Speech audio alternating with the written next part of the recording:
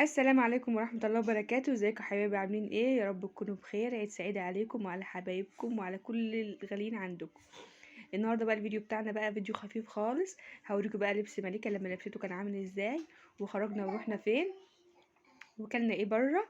كملوا بقى معايا الفيديو الاخر عشان نشوف بقى ايه عملنا الحاجات الحلوة دي ازاي. اول حاجه ما قبل ما البس ماريكا، انتوا عارفين واحنا كنا بنشتري الحاجات بتاعه ماريكا هي شبطت في ايه، شبطت في المانيكير ده. فقلت قبل ما البسها عشان ما تبوظش الهدوم بتاعتها، انا ايه هحط لها الاول كده المانيكير كده، واقوم جايه اسيبه ينشف، وبعد كده بقى ايه نلبس ماريكا بقى العروسه بتاعتنا. ربنا يا رب يخلي اطفالنا كلهم ويحفظهم ويبعد عنهم اي شر واي سوء. انا خلاص بقى ايه قلت ايه اما احاول ايه اما احط لها الاول، لاني خفت البسها الفستان وبعد كده احط لها تقوم جايه ايه مبقعه ولا حاجه. زي ما انتم شايفين او الحافظه اللي هي محطوطه على السجاد ديت، دي مش السجاد ديت، حافظه كده بلاستيك. انا بحطها وقت الاكل، وقت ما اجي اعمل حاجه مثلا كده، عشان ايه يعني احافظ على السجاد اطول فتره ممكنه ما يتوسخش مني على طول. سبت لها بقى كده لغايه ما نشف، وبعد كده ايه هلبس. هتشوفوا بقى ملكه بقى عامله ازاي. دي الشوز بتاعتها ودي الفستان، عامله لها بقى كانها اميره النهارده، شايفين؟ ما شاء الله. هي كانت مبسوطه خالص بالفستان، كل شويه قاعده تلف بقى كده وايه فرحانه خالص.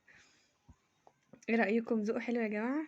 عايزاكم بقى تقولوا في التعليقات ايه الفستان عجبكم ولا لا. عيب يا مليك، خليكي قاعده مؤدبه. مليكه يا جماعه دخلت عليا وانا بسجل فيديو. هي بتقول لكم حطوا لايك بقى، حطوا لايك بقى يا جماعه. اللي لسه ما حطش لايك للفيديو يحط لايك، ولسه مشتركش في القناه يشترك، عشان بقى كل الحاجات اللي احنا بنعملها كل يوم توصل لكم اول باول. بس يا مليكه عيب بقى كده. يلا قولوا لهم ازيكم عاملين ايه. عاملين ايه؟ قايل لهم عيد سعيد عليكم. السعيد عليكم. يلا حطوا لايك، طيارك حطوا لايك. طيارك. بس خلاص بقى يا مليكه، يلا كده خلاص. هي كانت خلاص بقى جهزت.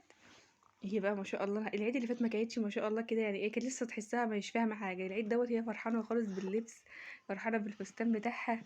قلت بقى بدل ما اعمل لها فورمه، لا انا هخلي لها يا دوبك اسرح لها شعرها كده بس خفيف، واحط لها التوكه وخلاص، عشان بقى ما يبقاش كله مقفر يعني.